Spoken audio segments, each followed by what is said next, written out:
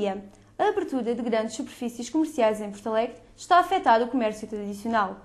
Os comerciantes locais estão descontentes com o licenciamento de novos hipermercados numa região de apenas 26 mil habitantes.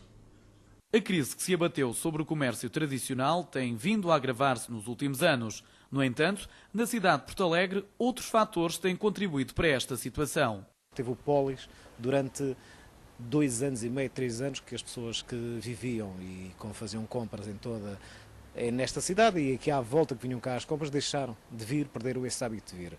Tudo isso obrigou que o comércio tradicional nesta zona aqui sofresse muito. Portanto, as coisas estão extremamente complicadas e continuo sem perceber como é que é possível numa cidade que tem cerca de 26 mil habitantes, com o concelho em si, tem tantas superfícies. Com os hábitos de consumo virados para as grandes superfícies, os pequenos comerciantes vão vivendo com dificuldades. Vai ficar reduzido a pequenos estabelecimentos de bairro para se limitar a vender, se quiser, aquelas pequenas falhas, não está a perceber? Que o consumidor, de repente, em casa, a senhora, ao confeccionar uma refeição, isto no ramo alimentar, ao começar a confeccionar qualquer refeição, constata que lhe falta o sal e vai a correr à lojinha do bairro buscar um pacotinho de sal. No entanto, são apontadas algumas soluções para atenuar os grandes problemas do comércio tradicional. Critico os comerciantes e os funcionários, que são os primeiros a chegar, estacionam e não estacionam mais ninguém. Portanto, tem que ser um estacionamento pago, com zonas de estacionamento pagas em toda a envolvente e, ao mesmo tempo, crie zonas de lazer nesta zona de comércio tradicional. À semelhança do panorama nacional, os portalegrenses vivem com dificuldades económicas. No entanto, continuam a abrir grandes superfícies comerciais nesta cidade. Tentámos contactar a autarquia local sobre este tema, mas não nos foi dada qualquer resposta em tempo útil. Com a imagem de Marina Anastácio, Rui Lavaredas, ESEP TV, Porto Alegre. As torres do Castelo de Porto Alegre foram remodeladas no ano passado. Depois do aproveitamento da zona envolvente, os visitantes podem agora usufruir de mais espaço para exposições e de uma área de restauração que deve entrar em funcionamento ainda este ano.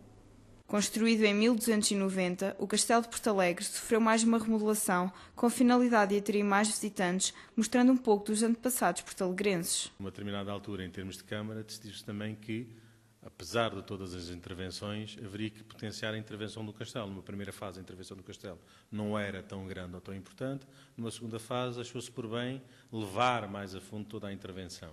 A praça central do castelo foi escavada, ficando toda a estrutura de pedra à mostra. As torres funcionam como um espaço expositivo de recepção e de restauração. Hoje em dia podem-se fazer ali espetáculos, pode-se ter esplanada, pode-se ter espaços expositivos, pode-se ter um restaurante, etc, etc, etc. Então conseguiu-se ganhar vida ou dar vida ao castelo. Foram utilizados materiais como a madeira, o ferro e a pedra para a reconstrução do monumento, mantendo assim uma estética rústica e ao mesmo tempo moderna. O castelo tem tido muitos visitantes, mas sempre teve, porque quando os visitantes chegam à cidade, entrem por onde entrarem, as torres do castelo sobressaem da paisagem. Porto Alegre adquire assim mais um espaço de lazer que nos meses de verão atinge cerca de 1000 visitantes, que podem, por exemplo, apreciar vários objetos ligados à vida do povo desta cidade. Os visitantes são primeiro atraídos, obviamente, pelo aspecto medieval. Quando chegam aqui, ficam invariavelmente surpreendidos com a intervenção nova, porque é uma coisa que destaca. Há, obviamente, os que gostam mais e os que gostam menos, mas mesmo os que gostam menos reconhecem que é uma intervenção interessante. Ainda no decorrer deste ano, espera-se que a área de restauração entre em funcionamento. Se as iniciativas propostas não resultarem, novas ideias serão implementadas. Com o fim do Desporto Alegre, o Estrela de Porto Alegre assumiu a equipa feminina de futebol 7 que ficou sem clube. As 14 jogadoras participam no campeonato distrital, atingindo cada patamar sem grandes apoios. Mesmo com os obstáculos no futebol feminino, a obtenção de títulos tem sido uma realidade. Composta atualmente por 14 jogadoras, a equipa feminina do Estrela de Porto Alegre encontra-se neste momento a disputar o campeonato distrital até ao próximo dia 24 de março. Durante as 3 temporadas passadas, as jogadoras integravam a equipa do Desporto Alegre, que no final da época foi dissolvida. É o primeiro ano, visto que a equipa surgiu este ano, porque nós estávamos todos no Desporto Alegre. Por alguns motivos teve que extinguir o clube e a gente passou-se a equipa toda, a equipa técnica, jogadoras, para a Estrela. Sempre vencedoras da taça e ocupando um lugar entre os 3 primeiros do campeonato de futebol 7, esta formação de mulheres tem vindo pé ante pé a alcançar os seus objetivos. Esta equipa surgiu da anterior equipa do Desporto Alegre, que competiu durante 3 anos nos campeonatos distritais de futebol feminino, vencendo 3 taças e uma supertaça, e fomos vice-campeões o ano passado. A maioria das jogadoras iniciaram quase por acaso a prática deste desporto.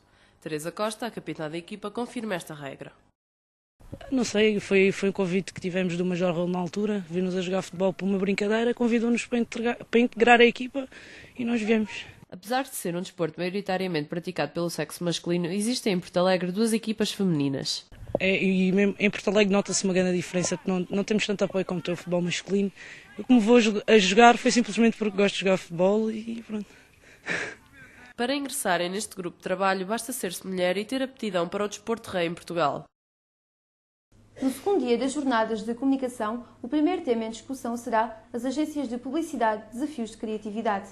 Para as 15 horas está agendado o debate Questões Éticas na Comunicação. Vai estar hoje em foco o provedor do telespectador, Paquete Oliveira. À noite, no auditório do IPP, vai ser exibido o filme de James Nettrie, War Photographer, pelas 21 horas. É o ponto final neste bloco informativo. A informação regressa à tarde com a ESEP Rádio. Bom dia.